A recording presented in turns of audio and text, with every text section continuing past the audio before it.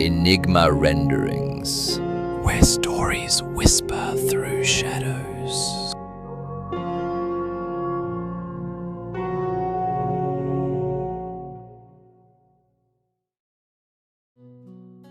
Hey everyone, this is Sangram here, and welcome to my channel Enigma Renderings. I'm tuning in from Kolkata, India, and I'm honestly so excited because this is my first ever video on this channel. I've always been fascinated by the treasure trove of Bengali stories out there, stories full of mystery, emotion, and depth. But most of them have never been experienced by people who don't speak Bengali.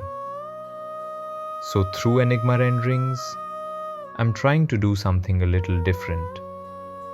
I'll be translating and narrating real Bengali stories in English so that anyone, anywhere in the world can enjoy these incredible tales even if they don't know the language. Each story will be brought to life with a blend of AI narration, immersive sound effects, and cinematic storytelling to make you feel like you're right there, inside the world of the story itself. My goal is simple: to share the beauty of Bengali literature and give it a global voice.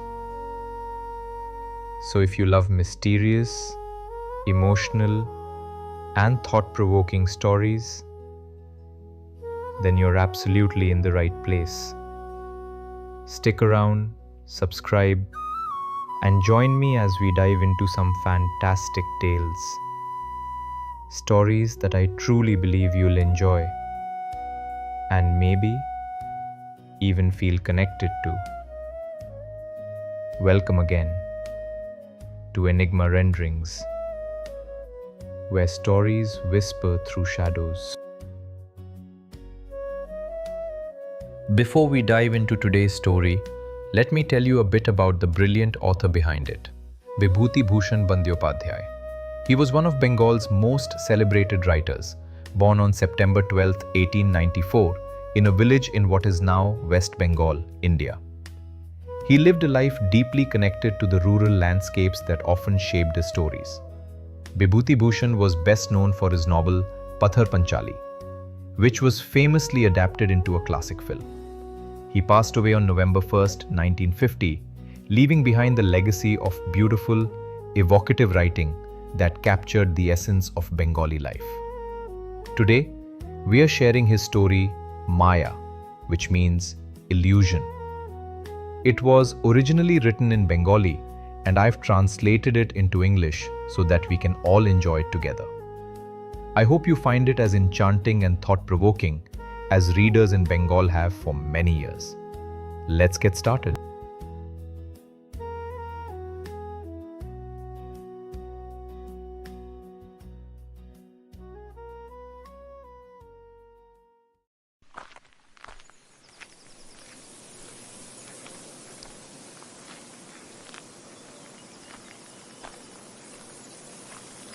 Two years ago. Yes, 2 years. I still remember it, faintly, like a dream slowly fading away.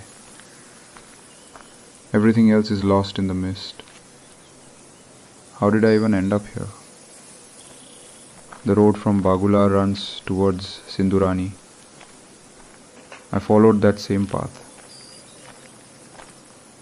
I was once a cook in a Brahmin household for many years, and today that job is gone. Not that I'm heartbroken about losing it. What hurts is the injustice. I didn't steal the ghee. I don't even know who did, but they declared me guilty anyway. By the time I crossed Shantipara, Surshe and Bajardanga, the sun was sinking. My stomach growled. I was young then, had a few coins in my pocket, but not a single food stall in those lonely villages. Then I saw a pond.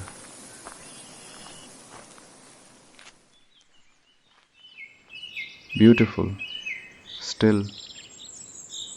I've always loved bathing in ponds. I placed my clothes on the broken steps and stepped into the water. It was covered with green weeds. I brushed them aside and dipped deep.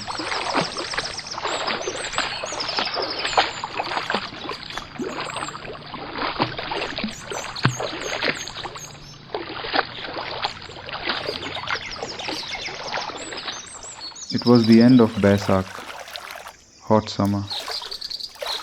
That bath felt heavenly. My body cooled, but my stomach still burned with hunger. Then I noticed an old man walking toward the pond. He saw me and called out, "Where are you from, son?"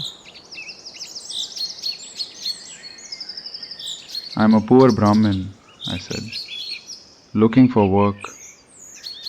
Right now, I'm starving. Do you know where I can eat something?" "Wait till I finish bathing. I'll arrange everything."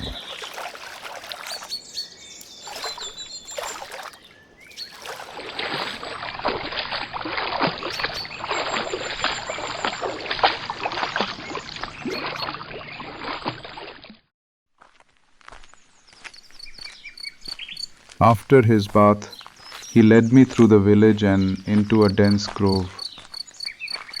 There stood an old sprawling house, half hidden by trees.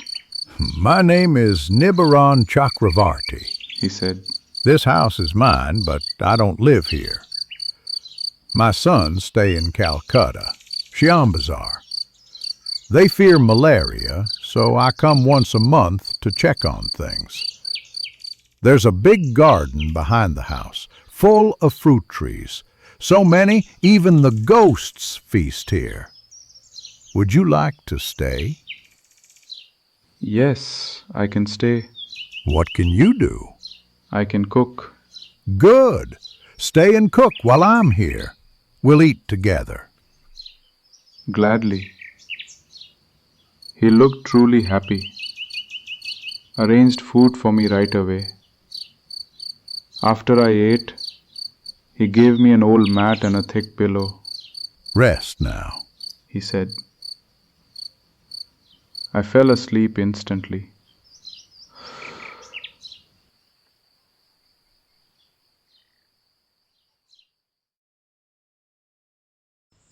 When I woke, the sun had turned red over the trees.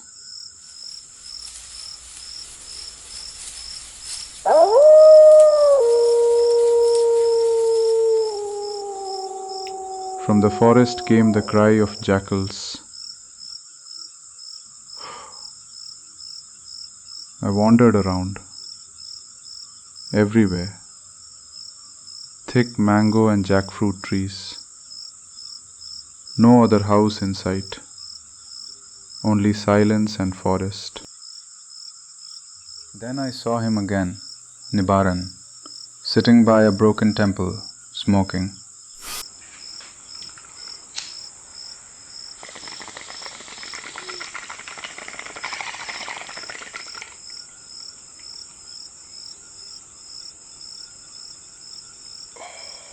"Can you make tea He asked. and roast some flattened rice?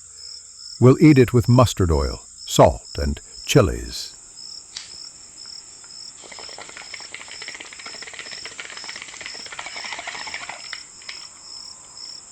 Later he said, "Cook rice tonight. Fine atap rice. Add ghee and mashed potatoes. "Yes, sir." For yourself, make ridge gourd curry. There's some behind the kitchen. Take a lamp with you. And remember, keep a light burning in the kitchen always." I laughed. Of course. How else could I cook in the dark? "Yes, that's what I mean."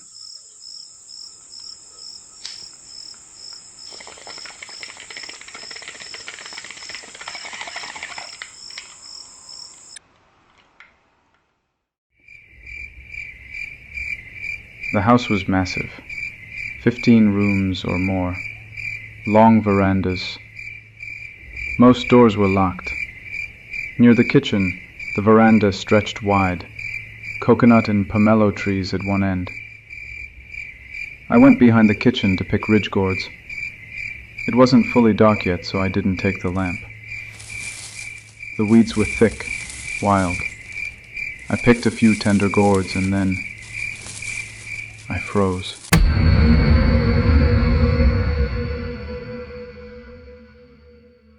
There, 10 steps away, a woman, bent low among the vines, veil half over her face, picking gourds just like me. I stared once, then again. When I turned to leave, I looked back.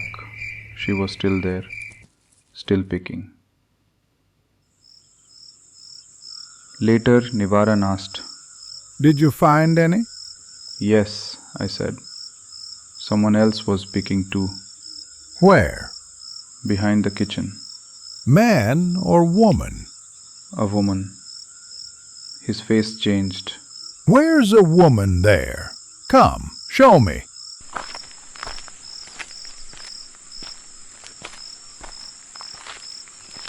We went together. There was nothing.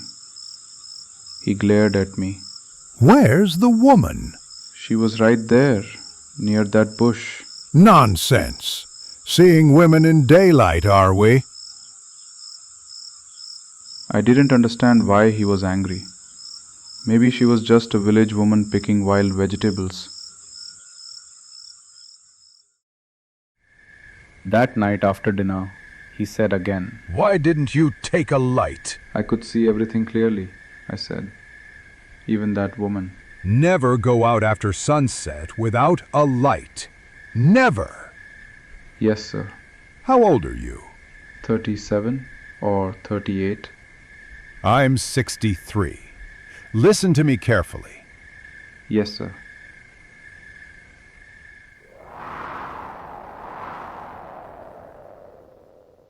That night, I woke to strange sounds upstairs.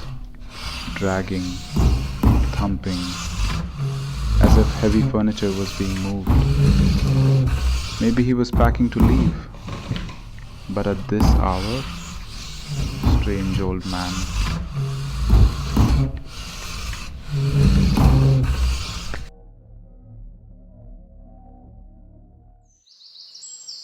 Next morning I asked him.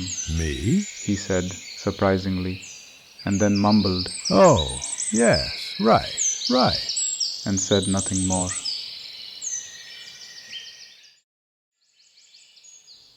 By 9 o'clock, I had cooked rice, lentils, and fried gourds. He ate, packed up, and got ready to leave. Live here as your own home, Thakur, he said. There are guavas, mangoes, papayas. Plant vegetables, eat, sell, whatever you like. Take care of the house. One more thing. People will talk nonsense. Don't listen to anyone. 2 rooms are open for you. And then he left.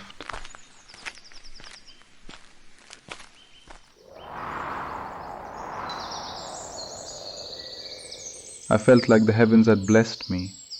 A huge house, trees full of fruit, rice, money, everything I needed. A gift from above.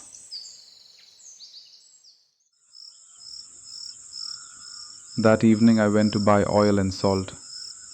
Half a mile through the dense path I met a villager. He asked, Where do you stay? At Nibaran Chakravarti's house, I said. His face changed. That house? Why? I'm looking after it. Don't stay there. Why not? It's cursed. Many stayed, none for long. Even his sons won't go near it. I laughed. Surely just a trick to keep me scared away. Maybe they come to steal fruits. But peace. Such peace. I had never known. Eat, cook, sleep. That was all. The house, mine alone. Until one morning, water was falling from the upper floor, thick streams like someone washing hands and feet. But the staircase was locked. Nibaran had taken the key. How could there be water? After 10 minutes, it stopped. Probably a pot had overturned. That must be it.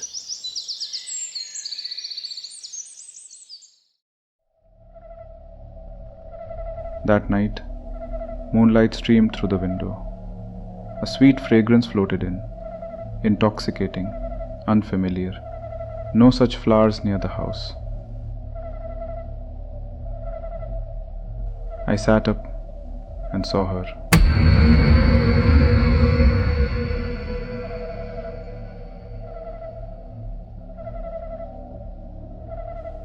That same woman, walking past my window, across the veranda. Silent, graceful, wrapped in a veil. I ran outside. No one. Only the scent remained. Not of flowers, but something else. Something that stirred the mind.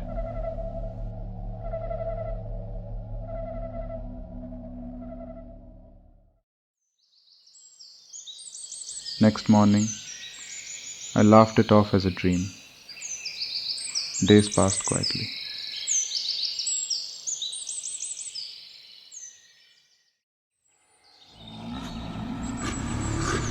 Until one noon, wild shrieking laughter from upstairs.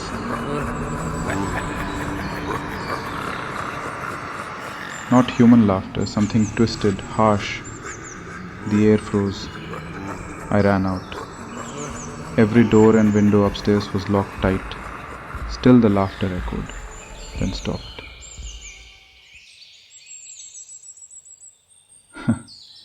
If it had come at night, I'd have fainted dead away. Days passed again.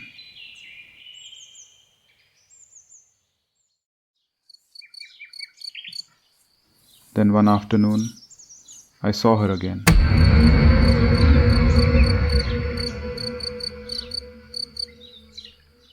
Bent among the vines, picking gourds, and from upstairs,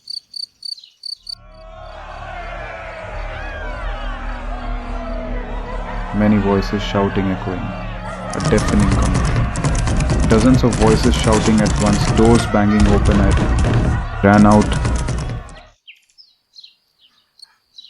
Nothing. Every shutter closed. My heart thumped. What was this house?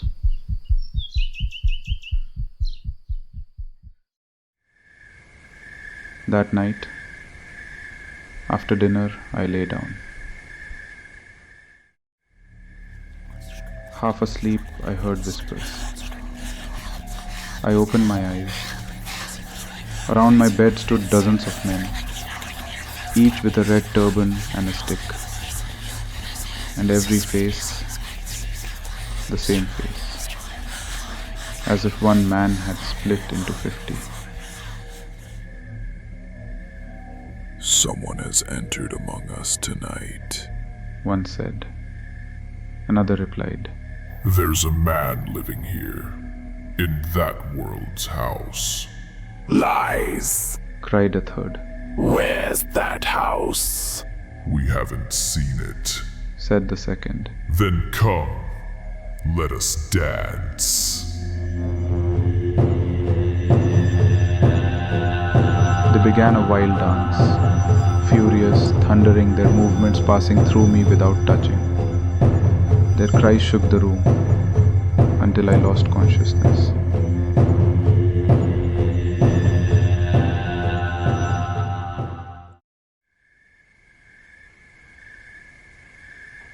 When I woke, moonlight flooded the bed.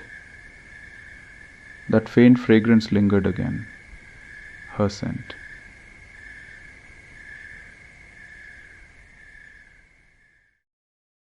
At dawn, I rose. Had I dreamt it all? But that scent was real. Maybe from some forest flower. Yes, maybe.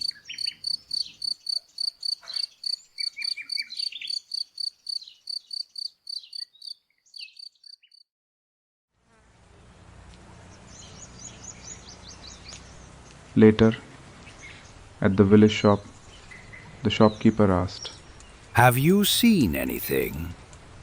No, Heard anything? no. He stared. You're lucky. Everyone who stayed there saw a woman, then slowly lost their minds. They'd grow weak, refuse to leave, and die there.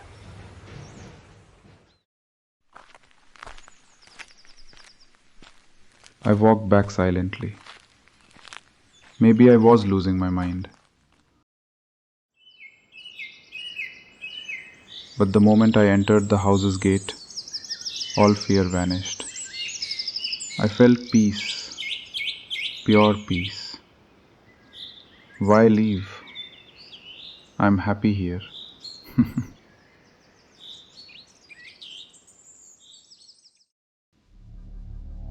And so, it's been 2 years now. Nibaran never returned. He sends no money. But what do I need money for? I tend the garden, sell vegetables, and every night I watch their dance. They are my people now, and I never left this house again.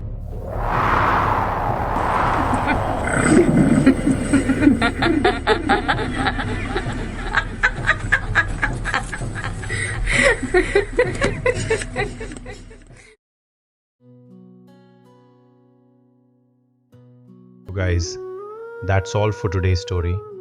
I really hope you enjoyed listening to it as much as I enjoyed bringing it to life. Don't forget to like, comment, and share your thoughts. I'd love to know what you think about today's tale. And if you'd like to experience more stories like this, mysterious, emotional, and full of illusion, make sure to hit that subscribe button and stay tuned for what's coming next. We'll meet again next week with another story from the world of Enigma Renderings, where stories whisper.